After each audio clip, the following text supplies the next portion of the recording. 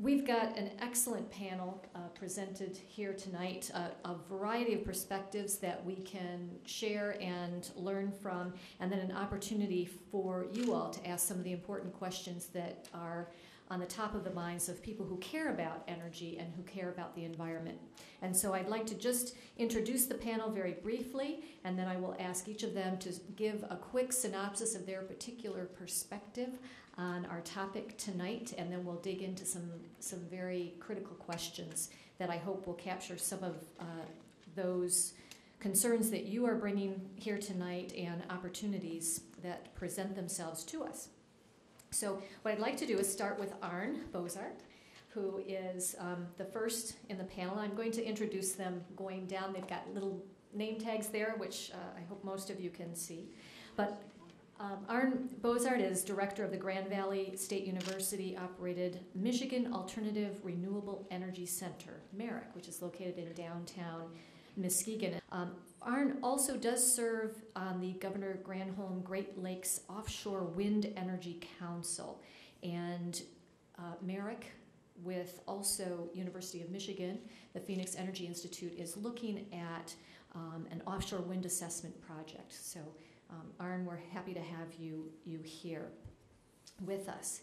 We also have Mike O'Brien, who is representing a private sector wind developer, and he is with a company called NRG Blue Water Wind based in New Jersey, but Mike has regional director responsibilities for all the efforts required to bring clean, renewable offshore wind energy to the Great Lakes, New England, and Canada.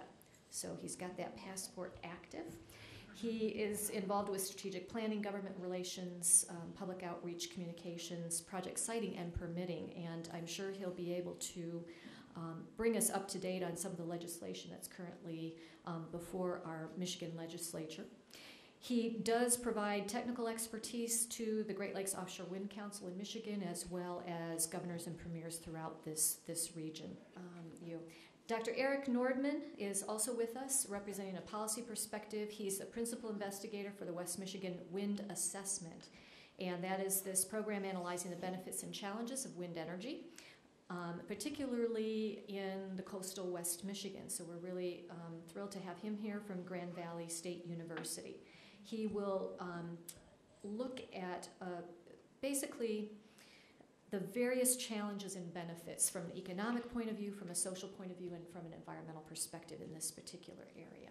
He has his degree from, SUNY College of Environmental Science and Forestry in Syracuse, PhD, BS from SUNY, and the MS also comes from SUNY. So at least you've got your allegiances all aligned. I don't know which way to pray when it comes to football. Okay, great. So we're welcome to have you here. John Sarver is our next panelist, and John worked with the Michigan Energy Office since 1976, but has retired for 2 weeks and is still carrying on the great tradition of sharing education regarding residential energy programs and efforts to promote solar and wind energy. He currently chairs the Michigan Wind Energy Working Group and also serves on the Great Lakes Wind Collaborative Steering Committee. And he's got the right colors for certain games, coming from University of Michigan with a master's in public policy. Nice to have you here. And then we have Dr. Joelle Gehring. And Dr. Gehring is Senior Conservation Scientist at Michigan State University, Zoology Section at the Michigan Natural Features Inventory.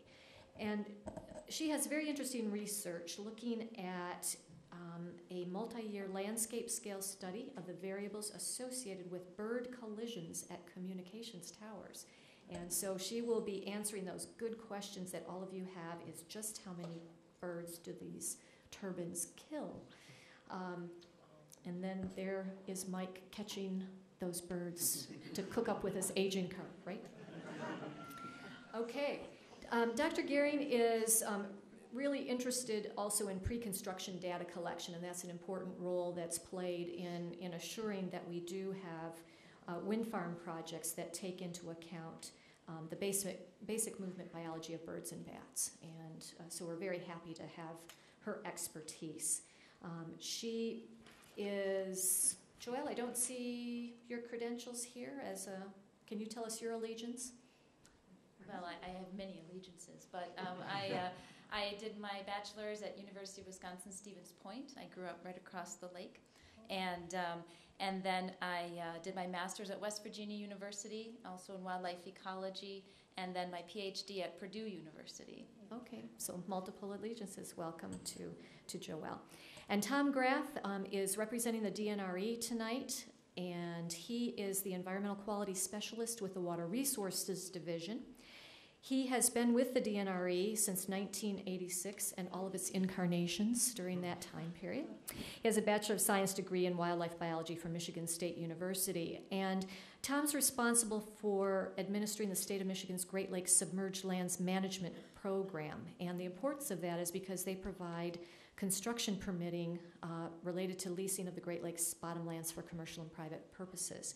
So he is busy developing an offshore wind energy permitting and leasing program. So as you can see, we've got a great collection of expertise represented here tonight, and so we're hopeful to share their insights with us. So what I'd like to do is have each of you give us a compelling elevator speech on your particular organization's involvement in the offshore wind business.